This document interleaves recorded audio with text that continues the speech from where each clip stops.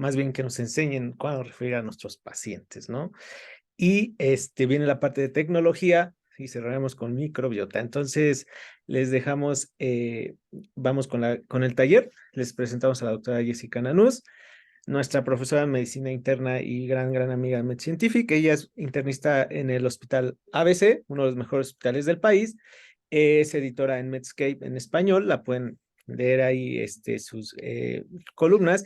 Y pues bueno, también se encuentra en la parte de la atención de medicina de urgencias ahí en el hospital ABC, además de que es experta en la promoción de salud en redes. Entonces, hola Jessy, ¿cómo estás? Hola, muy bien, gracias. Déjame ya, estaba buscando la presentación y ya les comparto pantalla. Muy bien, siempre a mí me gusta mucho que interactuemos y que sea algo como un poquito más dinámico.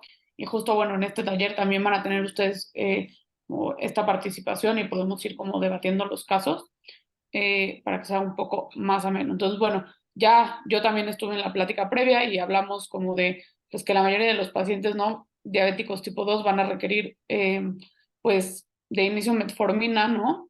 Y que finalmente hoy en día tenemos un arsenal muy nuevo para eh, pacientes diabéticos y eso nos da la posibilidad de tener pues como más opciones. Sin embargo, bueno, va a haber ciertos pacientes que van a requerir insulinas y vamos a hablar un poquito de esto. Les dejo aquí mi Instagram, soy muy activa en redes, sobre todo en mi Instagram, pero también les dejo mi Facebook. Entonces, bueno, pues creo que ya hablaron un poquito de esto. La insulina finalmente es algo que nuestro páncreas y nuestro cuerpo produce de manera natural y que algunos pacientes, ya sean diabéticos tipo 1, que tienen una enfermedad autoinmune y entonces no producen sus células beta del páncreas insulina porque pues ya se murieron, ¿no? Y en los diabéticos tipo 2 pues va a llegar un punto en el que van a tener una falla pancreática y entonces van a requerir también de este tipo de medicamentos. Las primeras insulinas que se empezaron a usar fueron en 1996. Ya platicaron un poquito que son 52 aminoácidos en dos cadenas, que aquí las vemos. Y entonces, pues lo que empezaron a hacer fue que primero empezamos a usar la insulina de pues animales, ¿no? De cerdo, de vaca, de bovinos, y ya después empezamos a hacer análogos de insulina. Cosas importantes que nosotros tenemos que comentarles siempre a nuestros pacientes es que cuando tenemos insulina y está en un frasquito en su vial, necesita estar en -2 a 8 grados centígrados, o sea, tienen que estar en el refrigerador. Y los cartuchos o las plumas que hoy ya tienen como más ventajas, ahorita vamos a hablar un poco de ellas, pueden estar en temperatura ambiente y eso nos facilita mucho, siempre y cuando no pasen de ciertos grados, ¿no? O sea, si están en Acapulco, pues igual sí vale la pena meterla al refrigerador. Y más o menos de que abrimos nosotros nuestra insulina, tiene una vida media o una vida útil más o menos de 28 días. Entonces, bueno, vamos a empezar con un caso clínico. Eh, Ella es Juana, es una paciente femenina de 45 años de edad, es originaria residente de México, tiene una alimentación que cuando la interrogamos es aumentada en carbohidratos y acuda a valoración porque después de un susto que la trataron de asaltar, pues como que se sentía muy agitada y cuando nosotros le tomamos su glucosa no en ayuno está en 301. Entonces, como por caso clínico, ¿ustedes qué harían si quieren ponerme? ¿No tienen habilitado el chat, Uriel? Sí, ya lo tiene habilitado todo. Ah, perfecto. Entonces, o sea, ¿ustedes qué harían con esta paciente? Una, iniciar insulina. Dos, hacer una prueba confirmatoria. Tres, buscar síntomas de catabolismo. Y de iniciar metformina. Esta es una pregunta como más con trampa, pero ahorita vamos a ir platicando por qué. B, prueba B, B, B. Ok, muy bien. Perfecto. Entonces aquí, tanto B como C pueden ser respuestas correctas, ¿no? ¿Por qué? Porque si tenemos un paciente que tiene más de 250 de glucosa en cualquier momento y que aparte tiene síntomas perdón, más de 200, creo que dije 250, más de 200 miligramos sobre decilitro en cualquier momento, más aparte tienen datos de catabolismo, que son las 4 P's de la diabetes, que son poliuria, polidipsia, polifagia y pérdida de peso. Entonces ya es un paciente que no necesita una prueba confirmatoria. Entonces, si la paciente tuviera estos síntomas, entonces ya podríamos hacer el diagnóstico. La siguiente parte es hacer una prueba confirmatoria, que también es una muy buena opción. ¿Por qué? Porque a veces cuando tenemos pues momentos agudos, por decirlo así, con una glucosa no es suficiente para hacer el diagnóstico. Sin embargo, si tenemos ya sea la glucosa más los síntomas que hay que preguntarlos dirigidamente porque ellos no lo refieren como molestias, algún síntoma de catabolismo, o si tenemos una prueba que confirme el diagnóstico, entonces ya podemos primero hacer el diagnóstico y después pues, dar tratamiento. ¿Ok? Ahorita vamos a platicar un poquito, vamos a regresar a ese caso. Este es otro caso clínico, es un paciente masculino de 55 años de edad, es originario y residente de México, es diabético, él dice que refiere adecuado control y está con metformina 1000 miligramos cada 12 horas y acude a valoración porque después de asaltar a una señora hace unos días, o sea, le fue al calcetó a Juanita, se pegó en el pie y ahora pues como que no se ve tan bonito. Y llega con una hemoglobina glucosilada de 10.5. Ustedes deciden iniciar la insulina y suspender la metformina, iniciar insulina y continuar la metformina. 3, aumentar la dosis de metformina y agregar un GLP-1. 4, suspender la metformina y agregar un GLP-1 y un inhibidor de SGLT2. ¿Qué harían? 2. Ok, perfecto. Correcto, la respuesta correcta es la 2. Iniciar insulina y continuar con metformina. Ahorita vamos a ir platicando por qué. Entonces va, ¿qué pacientes van a requerir un inicio temprano de insulina? Una, pacientes que tengan síntomas de hiperglicemia, o sea, que tengan las 4 Ps. Pacientes que tengan datos de catabolismo, o sea, que tengan pérdida de peso, que tengan una hemoglobina glucosilada mayor a 10. Y aquí en nuestro caso el ladrón, aparte de que tenía una hemoglobina glucosilada de 10, era a pesar ya de tratamiento médico, ¿no? Pero si nosotros tenemos un paciente que, vamos a suponer, Juanita lleva con hemoglobina glucosilada de 10, pues entonces a ella ya le toca iniciar de manera temprana la insulina. Y que tengamos una glucosa central en más de 300, entonces también a Juanita también le toca, ¿va?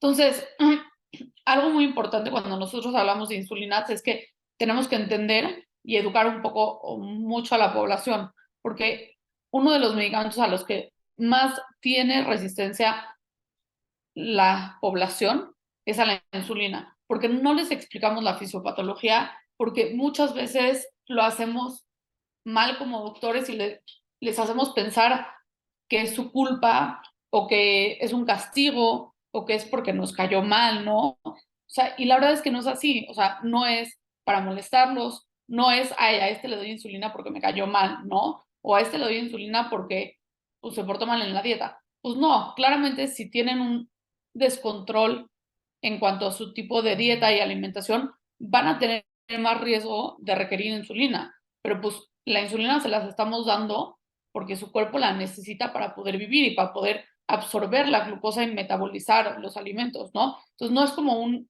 castigo. Y la otra es tratar de siempre hacerlo sin juicios, ¿no? Y siempre tratar de responder todas sus dudas, porque van a ver que mitos alrededor de la insulina hay muchísimos, ¿no? Y también se trata un poco de esto de tener el acercamiento con nuestros pacientes y decirles, oigan, ¿qué han escuchado de la insulina que les dé miedo? ¿O por qué no se quieren poner la insulina, no? Otra parte muy importante es ver qué tanto control metabólico queremos tener una vez que iniciamos al paciente, ya sea con insulina o con medicamentos, el que ustedes gusten y le toque a este paciente, ¿no? Aquí las guías del ADA nos dicen que podemos tener diferentes metas en diferentes pacientes, porque cada paciente es diferente. Entonces tenemos que individualizar. ¿Qué cosas vamos a tomar en cuenta para individualizar a este paciente? Una, si tienen riesgo de hipoglucemias o efectos adversos de los medicamentos, podemos ser menos restrictivos porque recordemos que la hipoglucemia es más peligrosa en agudo que la hiperglucemia y que la hipoglucemia también crónica causa efectos adversos. ¿Cuánto tiempo tiene de duración la enfermedad? ¿Cuánto tiene de expectativa de vida? Si tiene comorbilidades importantes, si ya tiene una complicación vascular, un poquito las preferencias del paciente. Yo aquí diría las preferencias, pero también a veces el entendimiento de dónde estamos, ¿no? Porque de nada sirve que yo le dé a un paciente un medicamento que yo me empeñé en darle si este paciente no lo puede comprar. o si este paciente no lo puede refrigerar y el medicamento tiene que estar en refrigeración, ¿no? O sea, tengo una paciente diabética que estaba con metformina y con insulina porque era lo único que le podía dar y claro que yo sabía que se beneficiaba de un inhibidor de SGLT2, pero pues como platicábamos en la parte previa, pues son medicamentos muy caros y la mayoría de los pacientes que tienen diabetes no nada más compran sus medicamentos para diabetes, ¿no? O sea, son pacientes que habitualmente tienen una multifarmacia y tienen muchos medicamentos y eso hace todavía más complicado en esto, ¿no? Y los recursos y los sistemas de soporte. ¿A qué nos referimos con esto? Si el paciente es independiente, si el paciente ya es muy grande y vive solo y entonces se puede equivocar de la dosis de insulina, si el paciente tiene un séquito de ayudantes que van a poder ayudarle a inyectarse, ¿no? Entonces, todas estas cosas debemos de valorar para saber qué tanta meta de hemoglobina glucosilada o qué tan restrictivos o permisivos queremos ser con nuestros pacientes, ¿no? Igual y si tenemos un paciente que tiene 80 años, que ya le amputaron un pie, que hace muchas hipoglucemias, pues bueno, la recomendación no sería tenerlo en 6.5 de hemoglobina glucosilada, igual y le podemos dar un poco de chance de que tenga 7.5, 8, pero eso es algo que se tiene que ir individualizando, ¿no? 10 no es permisible, o sea, eso ya está mal, ¿no? Otra cosa importante aquí son como factores que una vez que nosotros damos la insulina, qué factores pueden modificar que responda diferente el cuerpo del paciente ante esta insulina, ¿no? Una, que hagamos ejercicio, que justo ya sabemos que el ejercicio es una manera excelente de sensibilizar o favorecer la sensibilidad de los receptores de insulina a la insulina. Entonces, eso va a favorecer que la insulina actúe, ¿no? Entonces, si vamos a tener un paciente que va a empezar a hacer ejercicio, necesitamos monitorizarlo para que veamos si necesitan ajustes de las dosis, que se hagan masaje en esa zona donde se inyectaron, la temperatura, ¿no? Si nosotros tenemos un clima o estamos en el sauna o así, esto puede hacer que se absorba más rápido y al revés, ¿no? Si estamos en un clima más frío, puede ser que la insulina se absorba un poco más lento. El sitio de inyección, se absorbe la insulina más rápido en el abdomen y se absorbe un poco menos rápido en las piernas o en los brazos. Sin embargo, ahorita vamos a hablar también de algo que es muy importante, que es el sitio de rotación de la insulina.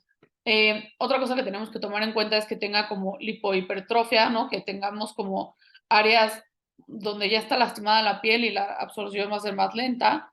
Que tengamos inyectores como de jet, que son como las bombas, que tengamos insulinas premezcladas, que ahorita vamos a platicar de ellas. Obviamente la dosis de la insulina, si nosotros inyectamos más insulina, su acción va a ser un poco más lenta o se va a reabsorber un poco más lento, y el estatus físico del paciente y de la insulina.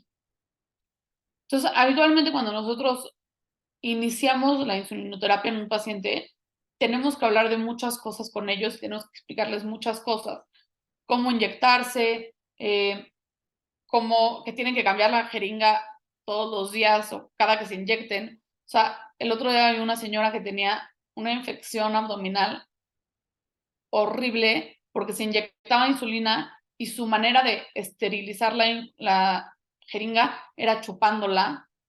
Entonces, tenemos que ser muy, muy delicados, tenemos que ser muy directos, tenemos que ser muy muy explicativos, muy educativos a la hora de que un paciente va a iniciar insulina, de explicarle que tiene que cambiar las jeringas, de explicarle dónde se tiene que inyectar, cómo se tiene que inyectar, si se puede inyectar el solito o no, cómo contar las unidades. Entonces, es un reto realmente.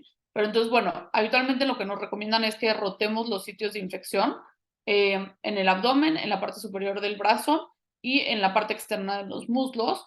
Eh, y el chiste, también en los glúteos se pueden inyectar. El chiste es no repetir 2 veces el mismo lugar porque eso favorece que la piel se lastime y que tengamos complicaciones en esa zona. Entonces, habitualmente nosotros podemos dividir a las insulinas en su categoría de acción. Las insulinas rápidas o de rápida acción son la Lispro y el Aspart, la glulicine y otra que es nasal, que en México no existe. Eh, las que son de corta duración, que son la regular, las intermedias, que la intermedia más común es la NPH, las que son de larga duración, que son de termina, y de Gludec, y hay algunas insulinas que ya están premezcladas y que tienen un poco de insulina rápida y un poco de insulina de acción prolongada. Entonces, aquí les dejo una tablita, la verdad es que a veces como explicarla no tiene mucho sentido, pero en general las que son de rápida acción empiezan a hacer acción a los 5 a 15 minutos. Su acción dura más o menos 3 a 4 horas, como que en donde está más alto el pico es más o menos al minuto que se inyectó, y habitualmente te dicen como cómo son las características de esta insulina, ¿no? Y te dicen que las insulinas que son claras, si ya se oscurecieron o se ven como polvosas, pues entonces ya no se pueden usar, ¿no? La insulina NPH, esta es una insulina, como dijimos, de acción intermedia, y más o menos tiene 14 horas de duración, tiene un pico de entre 4 a 10 horas, y empieza a hacer efecto entre la primera y la segunda hora. La insulina de Temir tiene un efecto duradero de 20 a 24 horas, y la de Gludex, si se dan cuenta que es la más larga, tiene un efecto de hasta 42 horas. Entonces, lo que vamos a buscar acá es siempre tratar de compensar, ahorita vamos a platicar un poquito la parte basal y un poquito la parte de los bolos, pero ahorita platicamos un poco de eso. Les puse aquí algunos ejemplos de las insulinas. Como les decía, hoy en día ya tenemos muchas insulinas que vienen en pluma, que la verdad es una maravilla porque aquí le ponen las unidades los pacientes, destapan la pluma, le cambian la lanceta y se inyectan. Realmente es muy fácil, es muy cómodo. Lo malo, evidentemente, es que es más caro, ¿no? Hacer esto.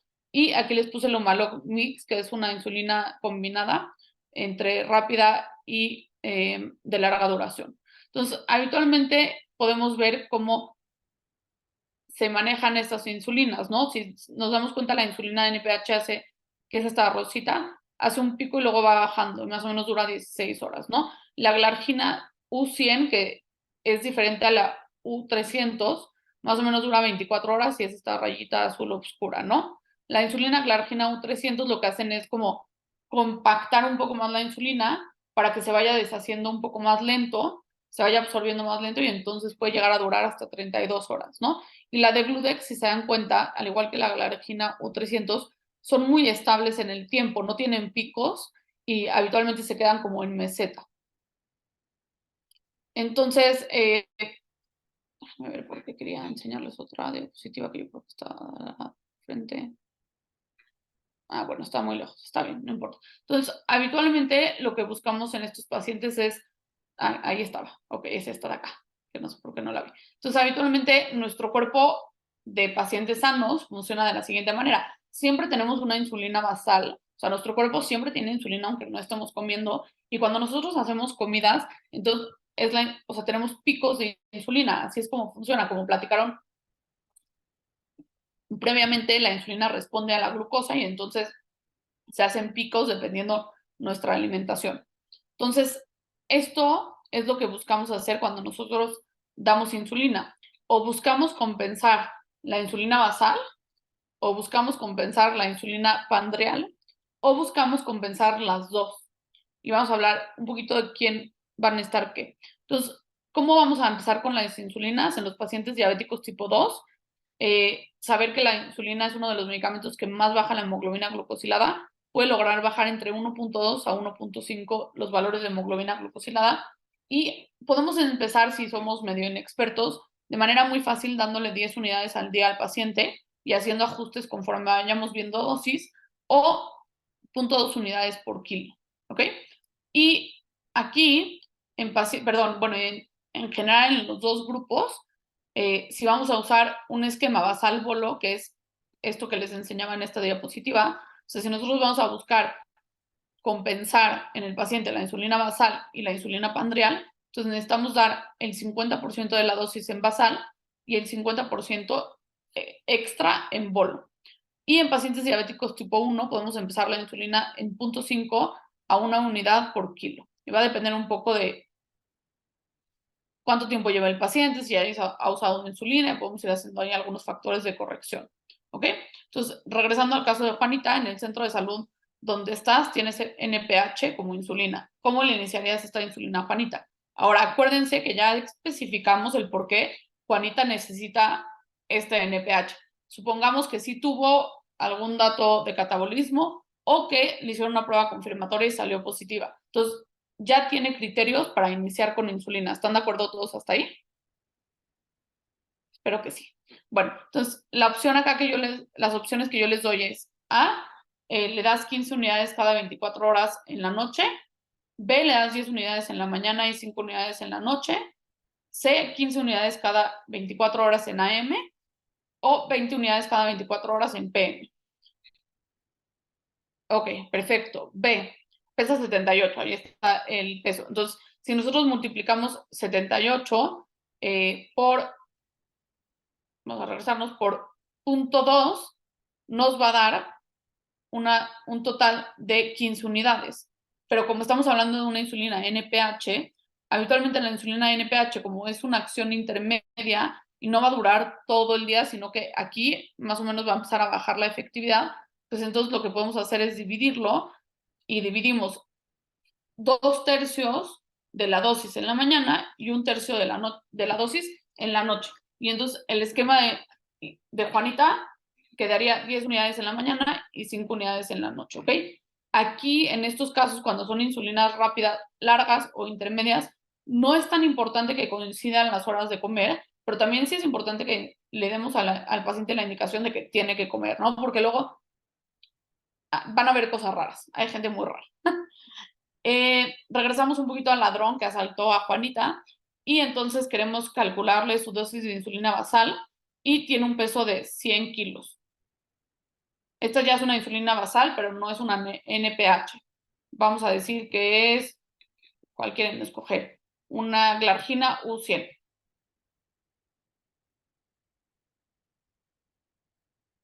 Ok, vamos a ver porque no leí las. Entonces la primera opción es 10 unidades cada 24 horas en la mañana. La segunda es 15 unidades cada 24 horas en la noche. La tercera es 20 unidades cada 24 horas en la noche. Y la cuarta es 25 unidades cada 24 horas en PM. Déjenme, voy a sacar mi calculadora. Ok, entonces. Ok, va. Perfecto. La respuesta correcta es la 3 o la C. Entonces, si nosotros multiplicamos 100 por 0.2, nos sale 20 y entonces tocan 20 unidades en el día del paciente. Ahora, como habíamos dicho, si no queremos hacer los cálculos, podríamos centrarnos, porque los dos son vírgenes en el tratamiento, y darles 10 unidades al día y ver cómo responden. Y entonces le podemos dar a Juanita, si dividimos 10 entre 3, le tocarían más o menos 6, o sea, le quedarían un poco cortas, pero pues podríamos darle 6 o 7 unidades en la mañana y 3 o 4 unidades en la noche para que sean 10, ¿no? Si queremos no hacer cuentas. Y al ladrón le tocan 20 unidades cada 24 horas. Tampoco estaría mal iniciar con 10 unidades. Habitualmente las insulinas basales, que no son NPH, se recomiendan aplicarlas en la noche, entonces la hora de preferencia es en PM. Por eso estaba como diferente. Ahora, en el seguimiento del ladrón, sus glucosas en ayuno están fuera de metas la mayor parte del tiempo. Sus glucosas dentro de su día a día están en 170 miligramos sobre decilitro. ¿Cómo harías el ajuste basal de su insulina? O sea, ¿cómo harías el ajuste de la insulina basal? Ay, pero no les puse las opciones, ¿verdad? Una, aumentar 4 unidades de insulina basal. 2, aumentar 2 unidades de insulina basal. 3, no le cambiarías la dosis. 4, le aumentarías 8 unidades de insulina basal.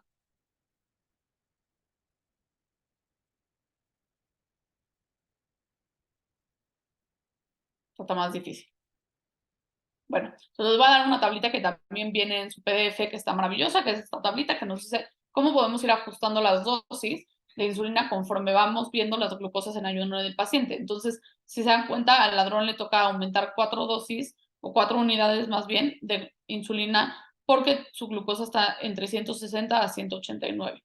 Y aquí otra cosa importante, aquí la opción sería 1. Otra cosa importante es saber cuáles son las metas de glucosa en ayuno de nuestros pacientes. En general, la meta de glucosa en ayuno para los pacientes diabéticos es entre 80 a 130. Yo a veces algunos pacientes que son como un poco difíciles de manejar y que ya tienen como muchas complicaciones y los dejo en 140, pero realmente la literatura nos dice que la meta debe de ser entre 80 a 130 y aquí nos ponen de una manera muy fácil cómo podemos ir aumentando las dosis hasta llegar a este 80 a 130. Y al revés, si nosotros tenemos glucosas de menos de 80, podemos ir bajando 2 a 4 unidades para ir llegando a la glucosa meta. Entonces aquí, ¿quién me puso algo? Porque vi después que pusieron 4 no, porque le aumentarías mucha insulina. Acuérdate que todavía le tocan 2 unidades. Entonces está aquí como dentro de este rango. Perdón, todavía le tocan 4 unidades. Si estuvieran entre 190 a 226 unidades. Y si estuviéramos arriba de 220, ya 8 unidades, que la verdad es un aumento bastante significativo. Entonces, como les decía, aquí nosotros tenemos como 3 posibles escenarios, ¿no?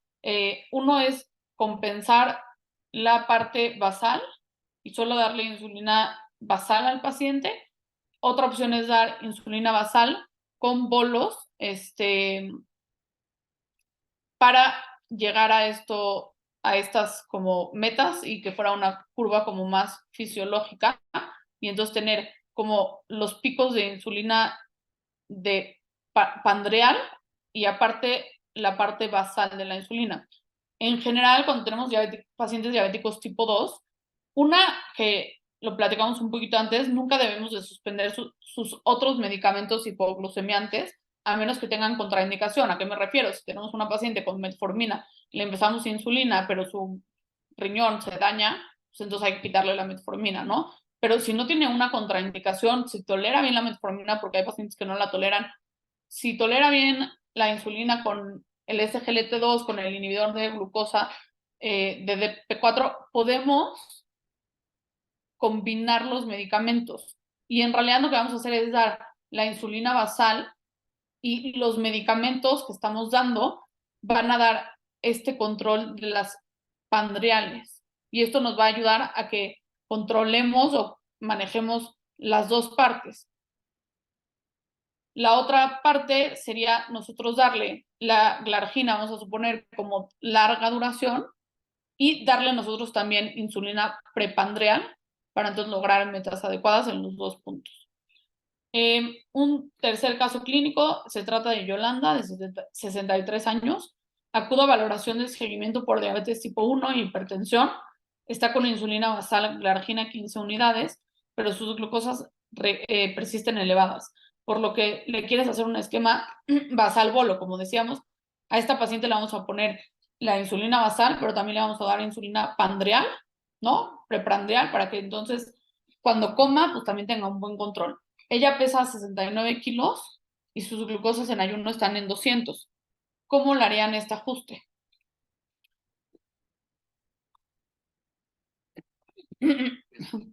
Ay, perdón.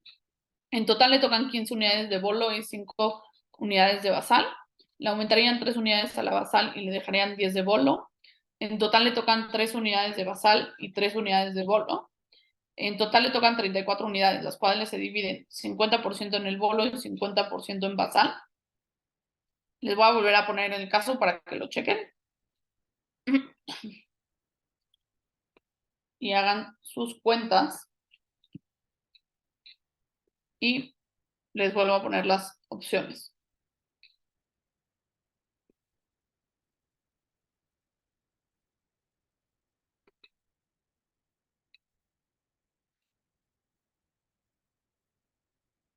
¿Ok?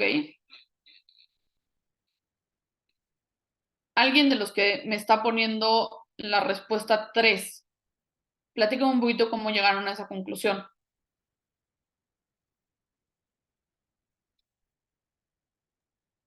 Si gustan, pueden levantar la mano para darles la palabra, por favor, quienes pusieron el 3.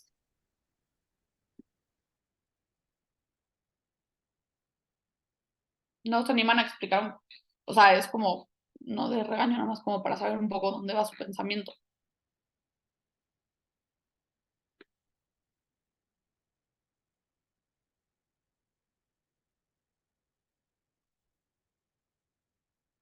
¿No?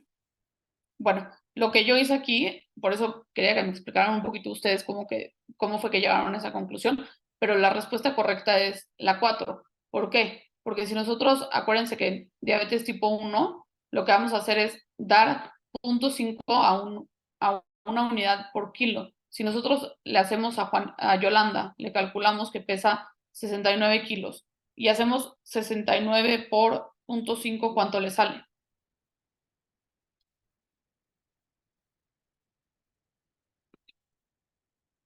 Ok, exacto, 34.5. Y entonces aquí lo que hacemos es dar la mitad del 34, o sea, si dividimos 34 entre 2, le tocarían 17 unidades en basal, o sea, de una insulina basal, y le tocarían otras 15 unidades perdón, otras 17 unidades en bolo. Ahora, los bolos los vamos a volver a dividir entre 3, ¿no? Porque son 3 comidas. Entonces, 17 entre 3 quedaría a 5, le tocarían 5 unidades en la mañana antes de desayunar, 5 unidades en la noche o en la tarde, perdón, antes de comer, 5 unidades en la noche antes de cenar y se puede poner su insulina basal que le tocan 17 unidades en la noche. ¿Sí se entiende bien esto?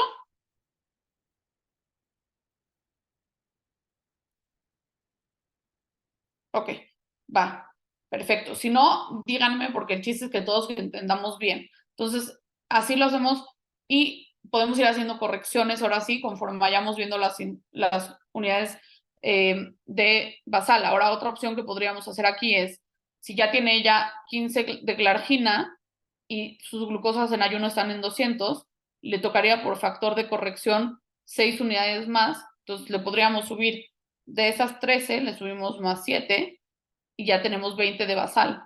Pero nos quedaríamos un poquito cortos para compensar los bolos, pero pues otra opción, ¿no? Podría ser decir, le dejamos 20 unidades de insulina basal y hacemos los bolos con estas 20 unidades y entonces dividimos estos bolos entre 3 y saldría realmente muy parecido, ¿va? Exacto. Le podríamos dar 20 de basal y 4, 4 y 4, 4 en la mañana, 4 en la tarde y 4 en la noche, ¿va? Entonces ya sabemos cómo calcular las insulinas. Otra manera de hacer esto que alguien me ponía ahí en la pantalla, que si podíamos hacerlo como me pusieron en el chat, déjenme ver, que si podíamos hacer para los ajustes de los bolos, aumentar 0.2 unidades por kilo de peso y realmente no es así como debemos de hacerlo. Lo que tenemos que hacer es, si tenemos mucha duda o en pacientes diabéticos tipo 1 o que tienen como muy difícil control, es hacer este ejercicio que también se los dejé en su PDF. Aquí es más, o sea, está un poco más hecho para la insulina basal de los pacientes diabéticos tipo 1, pero lo podemos hacer también multiplicándolo por 0.2. Entonces, vamos a suponer, vamos a hacer aquí un caso juntos. Vamos a decir que Juanito, bueno, no, ya usamos mucho de Juanito, de Juanita. Vamos a poner que, no sé, el Brian, ay sí, pesa 75 kilos y es diabético tipo 1.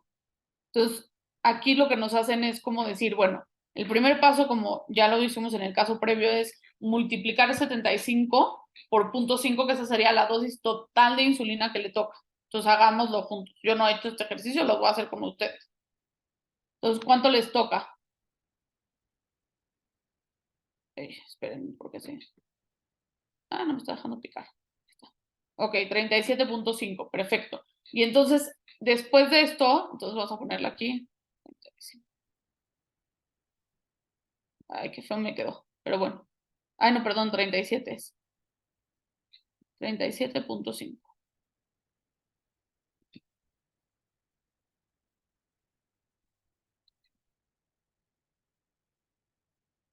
Y entonces nos dicen, vamos a calcular ahora la dosis basal. Ya sabemos que la dosis basal es la mitad de esta dosis, ¿no? Porque se divide 50% en bolo, 50% en basal. Entonces, 37.5 por 0.5. Ay, es una barbaridad. Está bien difícil escribir así. Ok. Yo me supongo que ustedes ya lo hicieron en lo que yo escribía el número. Exactamente. Ok, sale 18.75. Entonces, vámonos de regreso y anotamos. No sé quién está escribiendo, pero gracias porque estaba muy difícil escribir.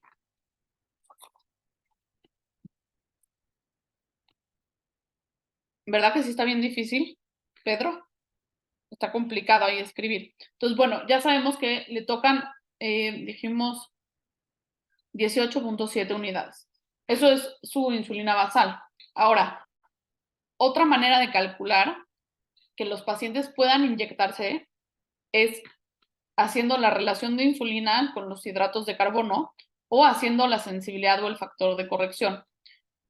La relación de insulina con carbohidratos es cuántos gramos de carbohidratos, o sea, de hidratos de carbono, cubre una unidad de insulina ultra rápida. Entonces, aquí otra manera de calcular esto es así es estándar, es 450 entre la dosis diaria. Entonces, ponemos aquí 37.5, que esa fue la dosis diaria que nos salió. Y entonces 450 entre 37.5, ¿cuánto sale?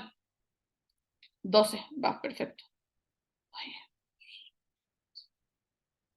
Ok, y entonces le tocarían 12 unidades por cada carbohidrato.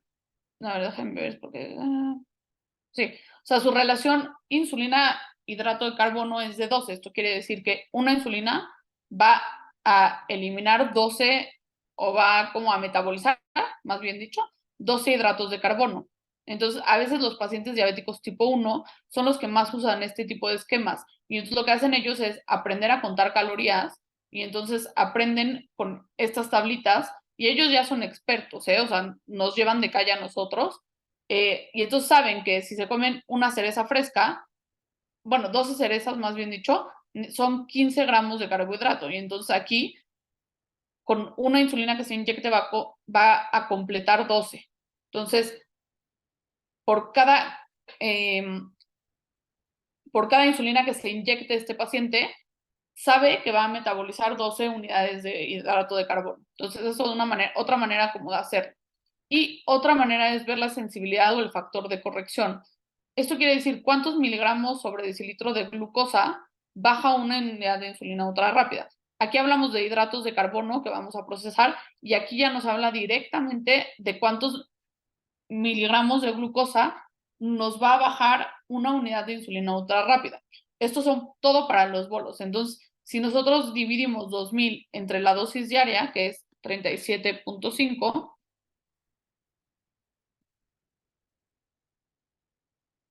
nos va a salir 53.3. Muy bien. Qué bueno que ya lo hicieron ustedes bien rápidos en la calculadora. Entonces, nos va a salir 53.3. Y entonces, quiere decir que con cada unidad que el paciente se inyecte, va a disminuir 53 miligramos su glucosa. Entonces, si nosotros tenemos un paciente que tiene 300 miligramos de glucosa y queremos bajarlo, obviamente 300 estamos hablando de que podría estar en cetoacidosis, deberíamos de confirmar otras cosas, pero nada más como para hacer el ejercicio, nosotros sabemos que si le damos una unidad a este paciente, va a bajar 53.3. Ahora, ¿qué pasa con esto? A veces los pacientes, como ya dijimos, diabéticos tipo 2, tienen un poquito más de resistencia a la insulina y entonces a veces van a necesitar más unidades de insulina para bajar diferentes, o sea, gramos de glucosa. Puede ser que Juanita, que es nueva, que ya apenas la diagnosticamos nosotros con diabetes, una unidad de insulina pueda bajarle estos 53 miligramos de glucosa. Pero puede ser que el ladrón, que ya lleva mucho tiempo siendo diabético, que probablemente tenga un poco más de resistencia a la insulina, esta misma unidad de insulina, en vez de bajarle 53 gramos de glucosa, bueno, miligramos de glucosa, le baje 40 o le baje 30. Pero es un poco una manera de darle un poco la facilidad al paciente de en su monitorización ir él manejando pues estas tablas y como un poquito irle dando la libertad y la educación al paciente de él ir haciendo sus ajustes. Y esa es la mejor manera en la que podemos tratar a un paciente porque es la manera en la que más va a comprender, más se va a educar y más va a tener este potencial de hacer estos ajustes. Claramente también corremos el riesgo de que haga una ecuación mal y que tengamos como ahí un problema, pero si nosotros le convertimos o le damos su sensibilidad o factor de corrección, entonces el paciente va a saber que si tiene 150 y no tiene, no sé, vas a suponer, tiene 200 y se inyecta una unidad, va a bajar 50 miligramos. Entonces, como les decía, la verdad, pues esto tampoco es como para que se lo aprendan, también se los puse en su PDF como para que lo vayan viendo. Al final es una manera de decirle al paciente, más o menos por 15 gramos de carbohidratos, o sea, cuántas porciones de las cosas pueden comer. Entonces, media pieza de bolillo tiene 15 gramos de carbohidrato, ¿no? Y entonces podemos ir haciendo ahí como, todo viene como por gramos de carbohidrato. Y entonces, es una manera de decirle al paciente, bueno, si te tomas una taza de leche descremada, pues van a ser tantos gramos de carbohidrato, ¿no? Si te tomas, no sé, pues un pan árabe, pues un tercio de pieza son 15 gramos de carbohidrato. Y entonces así el paciente puede ir haciendo como sus juegos o ir como acomodando un poco las dosis. Y como decíamos, el factor de sensibilidad o el factor de corrección es cuántas unidades de insulina o cuántos miligramos más bien de glucosa me baja una unidad de insulina. Y entonces, como decíamos aquí, este ya es un esquema con NPH y inyectamos doblemente en la NPH. Mire, si se da cuenta aquí ya está acabando el efecto. Y este es un esquema basal bolo. Tenemos el basal, que es la NPH, y tenemos el bolo, que aquí le estamos dando a nuestro paciente insulina regular para tratar estas glucemias pandreal. Si quieren, Pedro, Uriel nos ayuda a mandarte el material. Pero vienen todas estas tablas que les estoy enseñando, o la mayoría que son como útiles para que las tengan ustedes a la mano en una consulta y que puedan hacer cálculos rápidos y sin tanta dificultad, ¿no? Que no sea algo engorroso. Entonces, aquí nosotros podemos ver cómo las insulinas regulares o las insulinas rápidas son las que se usan para los bolos pandreales, o sea, pandreales, ¿no? Y las insulinas de larga duración, que son las que nos van a ayudar como en basal. Aquí tenemos otro esquema de glargina. La verdad es que si tenemos la opción de escoger entre NPH y glargina, pues vale la pena escoger glargina o alguna insulina de más larga duración, porque no tenemos picos, es una meseta mucho más estable. Si se dan cuenta aquí, pues o sea, la NPH sube y baja, ¿no? Y como que le tenemos que volver a dar para que vuelva a subir. En cambio, la glargina se mantiene más estable durante el tiempo y esto es algo un poquito más fisiológico. Y aquí escogieron darle Lispro o Aspart, que también son insulinas rápidas, para controlar los picos pandreales. ¿Va? ¿Hasta aquí alguna duda? Espero que no. Bueno, otra cosa que aquí podemos... Todo bien, va perfecto. Otra cosa que aquí también nos da es como la corrección de las insulinas rápidas. Entonces, aquí ya vimos cómo se ajusta el esquema basal según las glucosas. Aquí vamos a ver cómo se ajusta el esquema de bolo según las glucosas y según el tiempo. Y entonces aquí nos va diciendo, ¿no? O sea, muy fácil, sacas tu tablita y si tu paciente viene y te enseña su glucosa sus glucosas y te dice, no, en la mañana pues estuve en 201, 220. Pues entonces hay que darle 4 unidades más en la mañana. Si en la tarde estuviste en 170, te tocan 2 unidades más, ¿no? Y si en la noche estuviste en 80 o 150, pues ya no te damos nada. Entonces, es como una manera de tener como los números fáciles para ir como ajustando un poco las dosis de insulina. Ahora, otra cosa importante aquí es que habitualmente siempre nosotros vamos a dar, como decíamos, los bolos en la mañana, o sea, antes del desayuno, antes de la comida y antes de la cena. Y en estos pacientes sí tenemos que especificarles que tienen cierto tiempo para comer.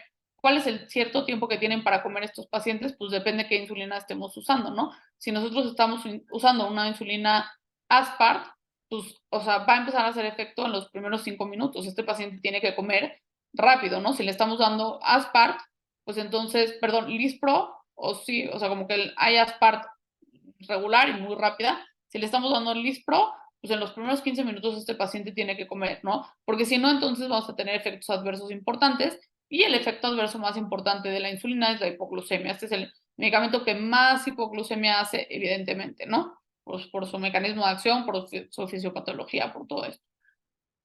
Ahora, otras cosas importantes que ya son como más puntuales, pacientes que van a empezar a hacer ejercicio, podemos disminuir 25% de la dosis de insulina prepandreal, dependiendo en qué horario vayan a hacer el ejercicio, ¿no? Si van a desayunar, entonces vamos a suponer que Yolanda va a empezar a hacer ejercicio. Vamos a ver cuánto le tocaba a Yolanda. Entonces, Yolanda dijimos que le tocaban 34 unidades totales, las dividimos entre 2. y después las dividimos entre 3, ¿no? Y dijimos que nos tocaba, ¿por qué hice yo mal en mi cuenta? Ajá, que le tocaban 5, 5 y 5, yo también me acordaba de eso. Entonces, necesitamos disminuir estos 5, si va a empezar a hacer en la mañana ejercicio, lo disminuimos en el 25%. Entonces, hacemos una regla de 3 y bajamos el 25% de esta dosis para que no haga hipoglucemias, ¿ok? Eh, Otra cosa importante es en pacientes hospitalizados, ¿qué vamos a hacer?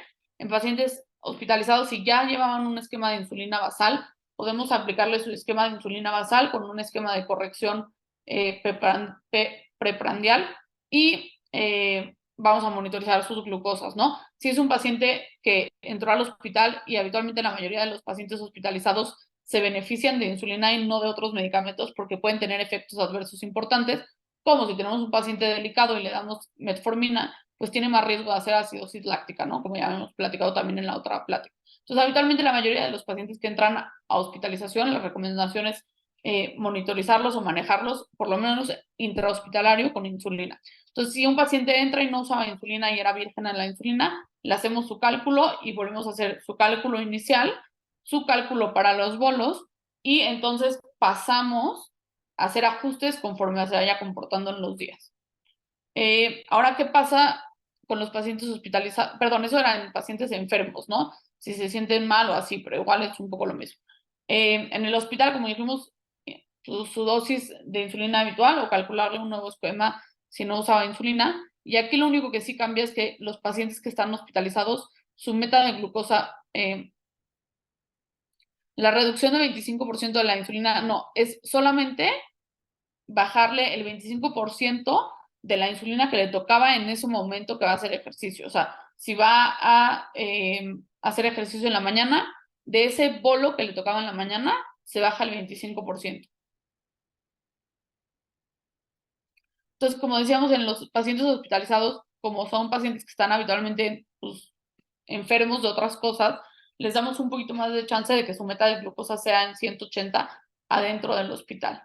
Y aquí también, pues a veces vigilar un poco los medicamentos que nosotros estemos dando que puedan hacer que tengan hiperglucemias, ¿no? Si tenemos un paciente con nutrición enteral o si tenemos un paciente con nutrición parenteral o con esteroide, todo eso, pues va a modificarse diferente, ¿no? No tenemos pacientes que a veces les ponen la insulina, están con nutrición parenteral y en el momento que les quitan la nutrición parenteral no les quitan la insulina y entonces obviamente pues caos ahí de hipoglucemia, ¿no? Y ¿qué pasa si el paciente va a entrar al quirófano? Habitualmente nosotros solo damos la mitad de la dosis de insulina basal y no se dan las insulinas preprandiales, ¿no? Solamente se da la dosis de insulina, la mitad de la dosis de la insulina basal, se monitoriza al paciente y se va decidiendo conforme vayamos viendo glucometrías, ¿no? Perspectivas a futuro, pues este no es una perspectiva al futuro, pero pues sí es algo que todavía en México no se usa mucho, que es un medicamento que se llama Soliqua, donde tenemos una combinación de insulina glargina más un inhibidor de GLP-4, de GLP-1, perdón. Y aquí pues tenemos esta ventaja de que en un mismo medicamento y en una misma inyección podemos tener estos dos medicamentos, pues sí es una ventaja bastante importante y se calcula la dosis según o sea, la dosis de insulina que le toque al paciente.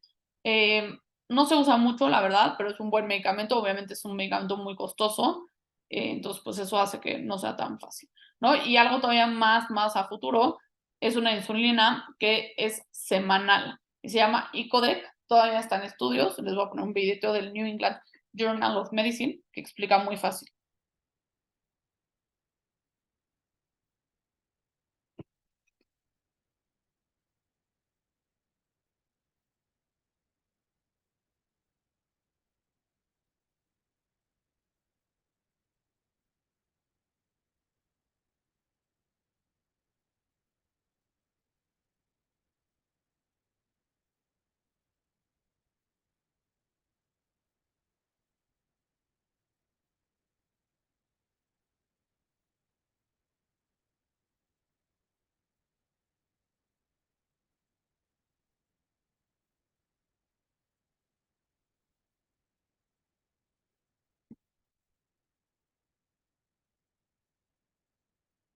Vean ahí cómo está comparado contra la argina, U100.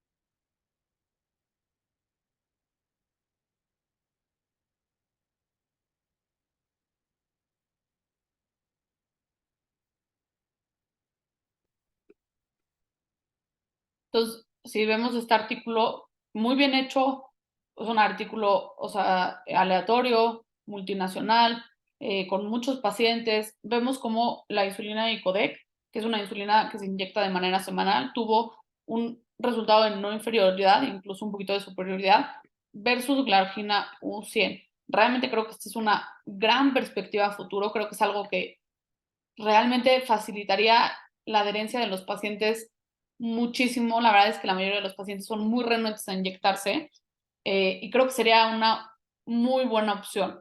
Tus desventajas es que siempre, cuando llegue y es un nuevo medicamento, pues probablemente sea muy, muy caro. Pero bueno, realmente también disminuye la dosis de medicamentos que van a usar, ¿no? Pero veamos qué sucede. Este es, yo creo que lo más como nuevo en cuanto a insulinas. Les pongo la bibliografía por si quieren ir a checar algún artículo y les pongo obviamente un chistecito. Y así debemos de serlo, bueno, así deberían de ser los pacientes diabéticos, ¿no? Los pacientes, los amigos cuando la pizza llega están felices, pero cuando tú tienes diabetes estás haciendo como cuentas matemáticas para ver cuántas porciones te puedes comer y cuánto te vas a inyectar y todo esto, ¿no? Y bueno, un chistecito medio tonto, el hígado produce la insulina y el páncreas nada más anda ahí viéndolo con cara de fuchi. Y pues bueno, eso sería todo. Nos tengan alguna duda, alguna pregunta. Si